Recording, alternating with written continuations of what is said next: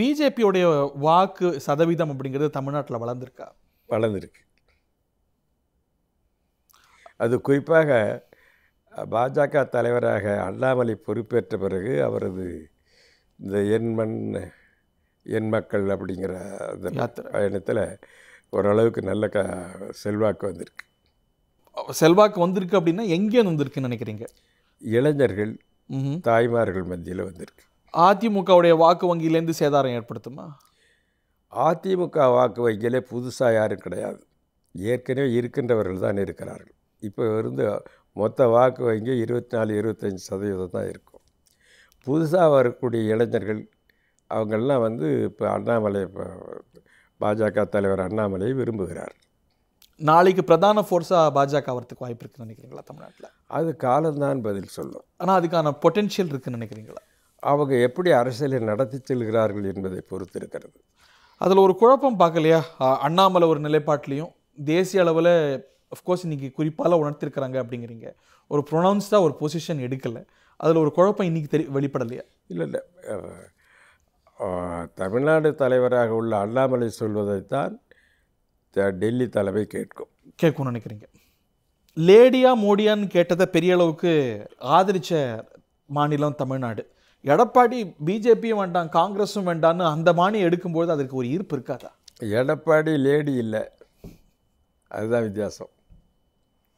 ஆனால் மோதியை எதிர்க்க மாட்டாரா? மோதி எதிர்க்க மாட்டாரா? இல்லை, லேடிக்கு எடப்பாடிக்கு எவ்வளோ விதமா மலைக்கும் மடுவுக்கும் உள்ள வேறுபாடு.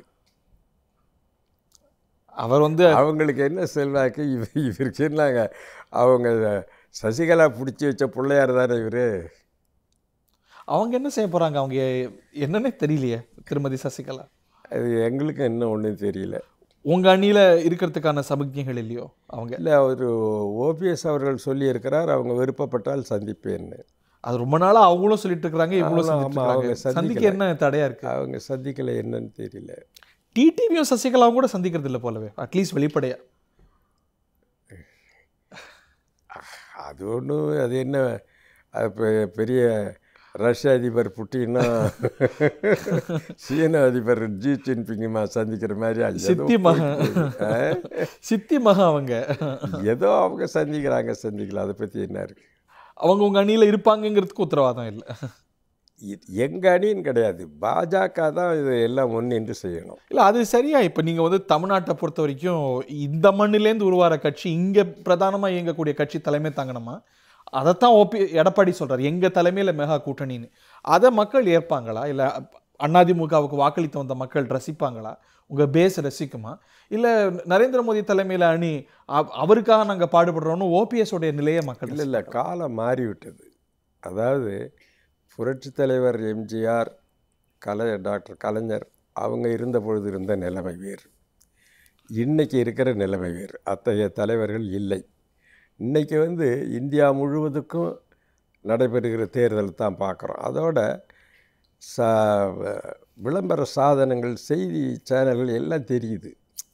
இப்போ பிரதமர் மோடி என்ன பண்ணுறாருங்கிறது அதுக்கு முன்னெல்லாம் கூட்டம் போட்டு சொன்னால் தான் தெரியும்.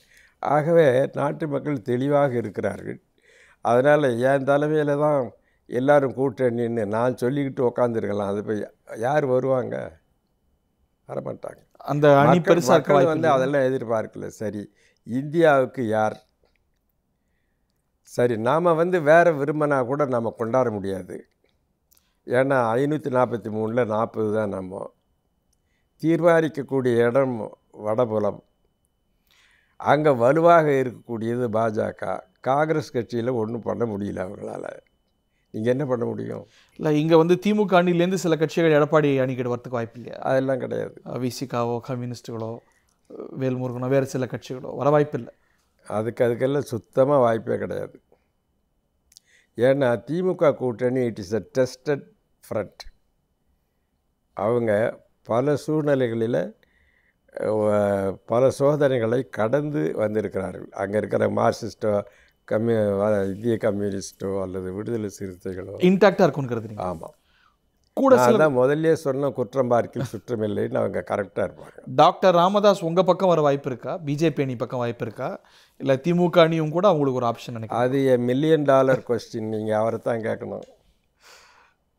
தலைமைச் செயலகத்தெல்லாம் முதலமைச்சர் சந்திப்பெல்லாம் சில ஆர்வங்களுக்கு வித்திட்டு இருக்கு.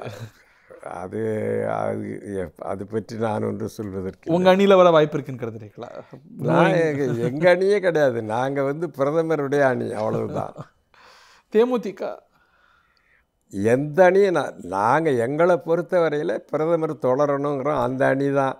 பிரதமர் அவங்க பாஜக யார் யாரை வேணாலும் சேர்த்துக்கிறது அவங்க விருப்பம். அதில் நாங்கள் போய் குறுக்க நிற்க போகிறதில்லை. உங்களுக்கு நெருடலாக இருக்குமா தேமுதிகவும் நீங்களும் மீண்டும் ஒரே எனக்கு என்ன நெருடல்? எனக்குன்னு தனிப்பட்ட முறையில் எந்த கருத்து வேறுபாடு இல்லை. இன்னும் சொல்லப்போனால் நான் நல்ல முறையில் தான் என்னை வச்சுருந்தார்கள். நான் அவங்க மீது மரியாதை உண்டு. ஒரே பிரச்சனை வந்து அரசியல் ரீதியாக பர்சனலாக எந்த மாறுபட்ட எந்த விதமான பாதிப்பும் எனக்கு இல்லை. அவரை பார்க்கணும்னு நினச்சிங்களா? பார்த்துருப்பேன். இப்போ எனக்கும் ஹெல்த் சரியில்லாதனால ஒன்றும் பார்க்க முடியும். இப்போ தான் டிஸ்சார்ஜ் ஆனேன். இந்தியா கூட்டணி பாஜகவுக்கு சவால் விடாதுன்னு நினைக்கிறீங்களா? அது இந்தியா கூட்டணியில் முதல்ல வந்து ஒரு நல்ல ஈர்ப்பு சக்தி கொள்ள பிரதமர் மோடியை எதிர்க்கக்கூடிய ஆற்றல் வாய்ந்த ஒரு தலைவர் இல்லை. ஒரு கருத்து சித்தாந்தம், அப்புறம் வந்து சொன்ன மாதிரி கொள்கை இல்லை. இப்போ செங்கற்களை அடுக்கி வச்சா சுவராகாது, நடுவில் சார்ந்து வச்சிங்கன்னா சுவர் எழுப்ப முடியும். மோடி எதிர்ப்புங்கிற சார்ந்து இருக்கு இல்லை, அங்கே பைண்டிங் எலிமெண்ட் இல்லை. மோடி எதிர்ப்பு, மோடி வந்து எதிர்த்து வீடு இல்லை, எதிர்த்து வீட்டுக்கார். நீங்கள் சுவர் வைக்கிற பொழுது there must be binding element for any alliance. அங்கே அந்த மோடி எதிர்க்கிறது மட்டும் வந்து பைண்டிங் எலிமெண்ட். நீங்கள் என்ன செய்ய போகிறீங்க? இந்தியா கூட்டணி ரைட், இந்தியாவை உங்களுக்கு ஒப்படைக்கிறோம், நீங்கள் என்ன செய்ய போகிறீங்க? நிதிஷ்குமார், நீ ஹிந்தி தெரியாத, நீ ஏன்டா அங்கே வந்த? ஹிந்தி படி, அப்போ தான் நீ இந்தியாவில் இருக்க லாய்க்கும்பார் பிரதமர் வேட்பாளராக வந்தார்னா நிதிஷ்குமார். அவரே இன்ஜினியரிங் படித்தவர் இங்கிலீஷில், பீகாரில் இன்ஜினியரிங் படித்து இங்கிலீஷில் படித்தவர். இங்கிலீஷில் பேச மாட்டேன், ஹிந்தியில் தான் பேசும், உனக்கு ஹிந்தி தெரியலன்னா இருந்து வெளியே போனார்னா இது என்ன இந்தியா கூட்டணி? அதுக்கு எதிர்ப்பு தெரிவிச்சுக்கணுமா திமுக? தெரிவிக்கிற நான் தெரிவிக்கிற எதிர்ப்பு திமுக எதுக்கு தெரிவிக்கணும்? அவங்க தானே இதில் இருந்தாங்க, அந்த சிச்சுவேஷனில் எதிர்ப்பு தெரிவிச்சிருக்கணும். சரி, அவங்க கூட்டணி தர்மம், கொள்கைன்னு ஒன்று இருக்குல்ல. கொள்கையில் அதான் கூட்டணியில் கொள்கை பார்க்க மாட்டோங்கிறாங்களே. ராமர் கோவிலை மையப்படுத்தி பெருசாக அரசியல் நடக்குதோ, அது சரியாக பார்க்குறீங்களா? ஆமாம், அதுலேருந்து தவறு. நீங்கள் தஞ்சை பெரிய கோயில் ராஜராஜன் காலத்தில் வந்தது. மோடி உண்மையிலே ஒரு அதிர்ஷ்டசாலிங்கிறது தான் என்னுடைய கணிப்பு. ஆமாம், இன்னும் 1000 ஆண்டுகளானாலும் ராமர் கோயிலை பற்றி பேசுவார்கள். யார் காலத்தில் வந்ததுன்னா மோடி பிரதமராக இருந்த காலத்தில். உண்மையிலேயே அவர் அதிர்ஷ்டசாலி. இதுக்காக அத்வானி பாவம், அவர் தான் ரத யாத்திரைலாம் பண்ணார். வரவானான்ட்டாங்களாமே, உடம்பு சரியில்லை உங்களுக்கு வரவானான்ட்டாங்க. இல்லை, அது பாருங்க, அவர் அதிர்ஷ்டம் அவருக்கு. நீங்கள் இன்னும் 1000 வருஷம் ஆனால் கூட அயோத்தியில் ராமர் கோயில் பிரதிஷ்டை பண்ண பொழுது யார் பிரதமர்னா அவர் தான் வந்தார், எல்லாம் பண்ணார்னு தான் கல்வெட்டில் நிற்கும். அது ஒரு பெரிய லக் இல்லைங்களா? அரசியல் அதிர்ஷ்டத்துக்கு ஒரு பெரிய பங்கு இருக்குல்ல. பாருங்களாம், அவர் எங்கேயோ குஜராத்தில் முதல் மந்திரியாக இருந்து இங்கே வந்து பிரதமராகி அவர் காலத்தில் உச்சநீதிமன்ற தீர்ப்பு வந்து கோயில் கட்டி முடிக்கிறாங்கன்னா அது ஒரு பெரிய காரியம் தானே, அது அதிர்ஷ்டம் தானே. இந்த அணியில் அது ஒரு ரொம்ப ஜூனியர் பார்ட்னராக ஒரு சில இடங்கள் மட்டுமே கிடைக்குங்கிறது யதார்த்தம் தானே. ஒரு 4 இடமோ 5 இடமோ 10 இடங்களை தாண்டி இருக்காது அப்படிங்கிறது தானே யதார்த்தம். இங்கெல்லாம் அதிமுகன்னு சொல்லிட்டு இருக்கும்போது இந்த யதார்த்தம் உங்களுக்கு, நான் ஏற்கனவே சொல்கிற மாதிரி ஒரு கட்சியினுடைய எழுச்சியும் வீழ்ச்சியும் மக்களினுடைய நல்லெண்ணத்தை பொறுத்தது. 4-5 சீட்டு கூட வரலாம், சிங்கிள் டிஜிட்டில் தான் வரும். சிங்கிள் டிஜிட்டில் தான் நிற்க போகிறீங்களா? வருமா? இல்லை, நான் சொல்கிறது பாஜக கூட்டணி. பாஜக கூட்டணியில் உங்களுக்கு எவ்வளோ கிடைக்கும்னு அது பேசி முடிவு பண்ணிட்டோம். ஆனால் நான் கிடைக்கிறதே குறைவாக இருக்குமோ அப்படிங்கிறது தான். இல்லை, பாஜக தமிழ்நாட்டில் இருந்து எதிர்பார்க்குறதே 2-3 இடம் தான்னு நான் கேள்விப்பட்டேன். அவங்களுக்காக.